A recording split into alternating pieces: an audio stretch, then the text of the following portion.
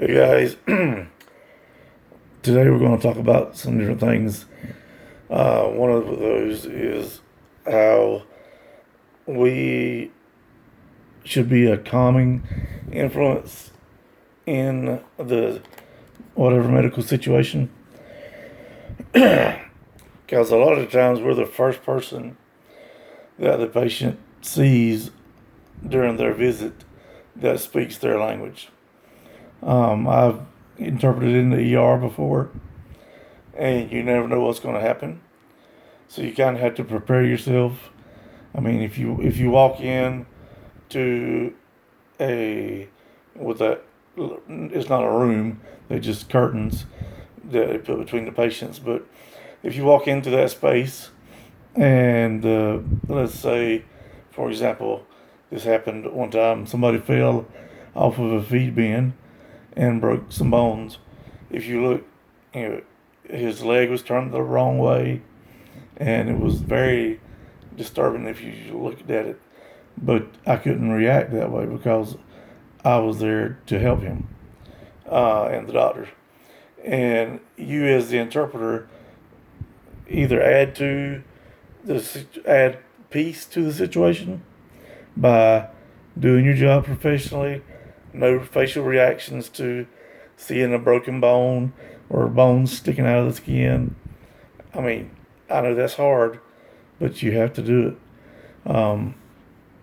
And so then and also, as I said, you're probably the first person during ever how long this has been going on for the patient who speaks their language. So they're going to latch on to that. And you have to stay professional. You have to do your job and not let your personal emotions influence what you do. Excuse me. Also, so remain calm. Kind of mentally prepare yourself before you go in. I've seen the same kind of thing at the orthopedic doctor's office. And you just stay calm and make sure that you interpret everything correctly. And if you need something to be repeated, ask for the doctor or the patient to repeat it.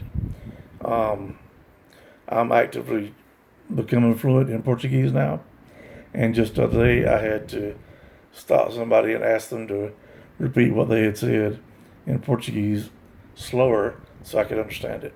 So don't be embarrassed. That happens. So it's better for you to ask a patient to repeat what they said or ask the doctor to repeat what he said than to interpret the wrong thing. Okay? So as we go forward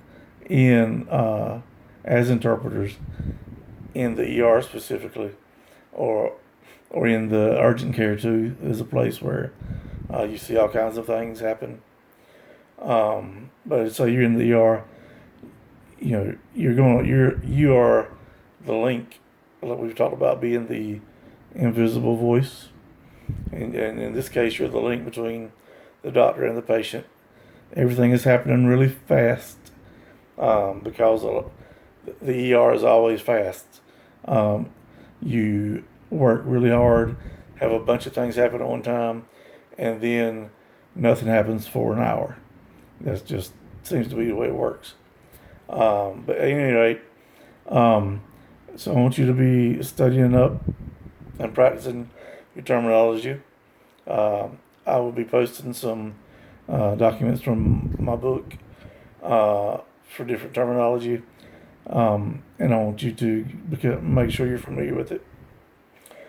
Speaking of that, you guys have got to send me the transcriptions of my last video and follow any instructions I give you. A big part of our class grade is participation. Obviously, we're not in the classroom anymore, but I still need you to participate.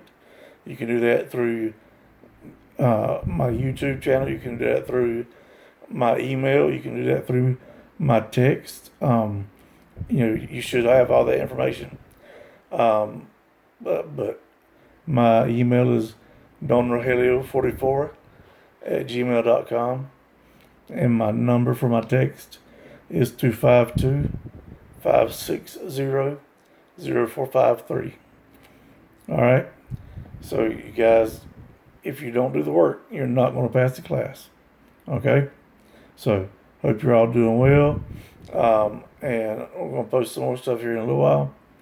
And enjoy your day. Also, another thing you could do to help, we actually talked about that in class before. Pick shows like Grey's Anatomy and just sit down like during one of those rush scenes where everybody's rushing and yelling stuff. Sit down and interpret what they're saying. Just see how it feels. Okay?